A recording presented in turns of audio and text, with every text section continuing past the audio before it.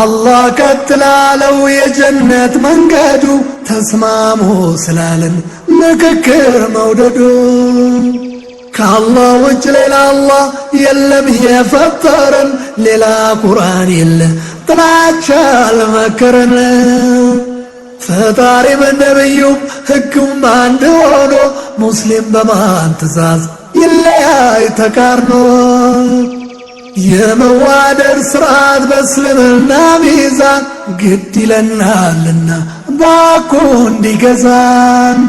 ቤተሰብ ጎረቤት የአገር ልጅ እያለ የነቢዩ ፈለግ አኗኗር ስላለ እንኳን ለሰለመው ላመነው ይቅርና ለአላህ ፍጡር ሁሉ ግድ ይላል ትህትና ውዴታ እስከ ጀነት ውዴታ እስከ ጀነት ውዴታ እስከ ጀነት ውዴታ እስከ ጀነት ታዲያ የሰለምነው ያመነው እኛኛ ለሰው ዘር በሙሉ ተብለን ኸይረኛ ልባችን ተሳስሮ በአላህ ገመድ ብቻ ከሚዋደደው ሀቅ ዞሮ በጥላቻ ከአላህ የትእዛዝ ቃል በሚርቅ እሳቤው እንዴት ወገን ይለይ በየግንዛቤው ከቁርአን ከሐዲስ ካኩ ከራቁ ሰልመዋል አምነዋል ላያስብለን ሐቁ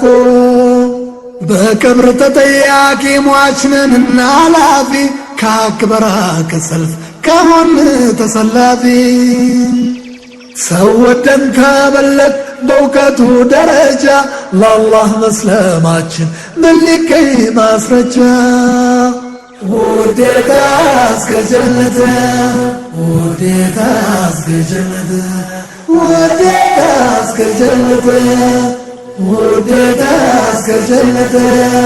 ውዴታ እስከ ጀነት ውዴታ እስከ ጀነት አንዱ አላህን ብቻ በሚል ካመኑ በነቢይ ሙሐመድ ፈለግ ከወሰኑ አንድ ሆኖ ነው እንጂ እየጠነከሩ ከአዱንያ የሚሠራው የጀነት ሀገሩ ተበታትነውማ ፍቅር እያደቀቁ እንኳንስ ለጀነት ለቀብርም አይበቁ ሲራጠል ሙስተቂም የሚባለው መንገድ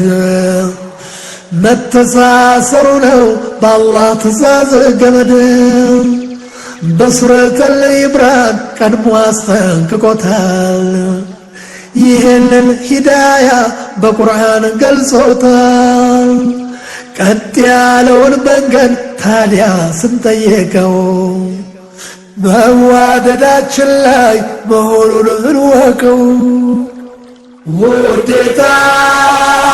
እስከ ጀነት ውዴታ እስከ ጀነት ውዴታ እስከ ጀነት ውዴታ እስከ ጀነት ከቀብር ጥያቄ ቀዳሚው ፈተና ወንድም እህቶች ማናቸው ነውና ሙስሊም ሙስሊማቱ ሙእሚን ሙእሚናቱ በሚል ሁሉ መግለጽ ነው እንጂ ኩራቱ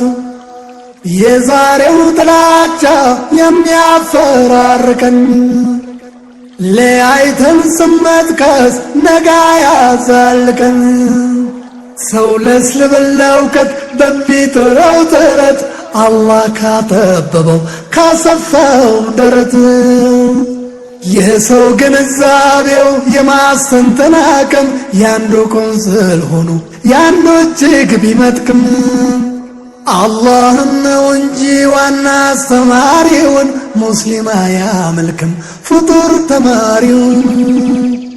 የአላህ የነቢን ቃል እያረጋገጡ ከቁርአን ከሐዲስ ካልተያዘ ጭርቶ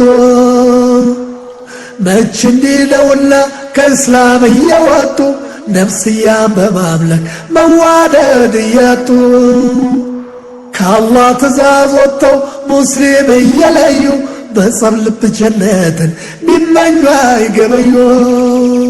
ውዴታ እስከ ጀነት ውዴታ እስከ ጀነት ውዴታ እስከ ጀነት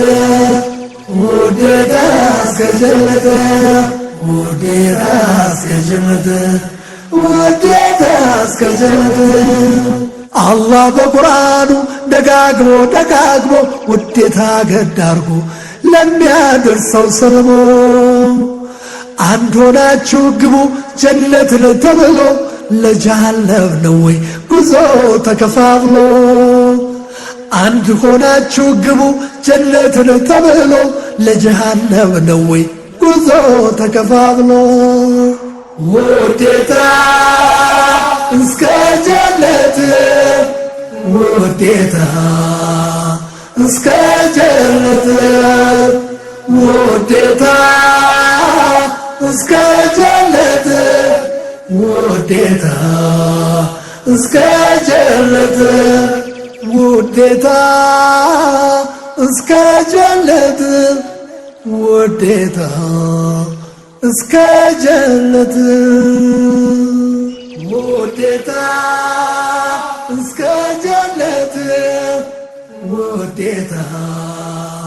እስከ ጀነት ውዴታ እስከ ጀነት ውዴታ እስከ ጀነት ውዴታ እስከ ጀነት ውዴታ እስከ ጀነት